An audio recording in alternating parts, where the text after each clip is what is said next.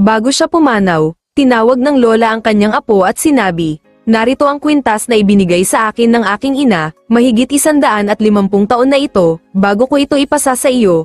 Pumunta ka sa tindahan ng antik na bagay at itanong kung magkano ang halaga nito." Pumunta ang apo sa tindahan ng antik na bagay at bumalik na nagsasabing, "Lola, inaalok nila ito ng 20,000 piso, sinabi nila na maganda ito pero hindi mahalaga." Sinabi ng lola, "Sige, pumunta ka naman sa palengke." Pumunta ang apo sa palengke at bumalik na nagsasabing, "Lola, inaalok nila ito ng 1,500 piso dahil luma na raw." Ngumiti ang lola at sinabi, "Ngayon, pumunta ka sa Historical Society." Bumalik ang apo na may malalaking mata at sinabi, "Lola, sinabi nila na ang halaga nito ay 750,000 piso dahil ito ay isang bihirang piraso ng kultural na pamana." Niyakap siya ng lola at sinabi, "Apo, ang halaga mo ay nakasalalay sa kung saan ka naroroon at kung sino ang kasama mo. Huwag kang tatanggap ng mas mababa kaysa sa nararapat para sa iyo. Palibutan mo ang iyong sarili ng mga taong kinikilala ang tunay mong halaga."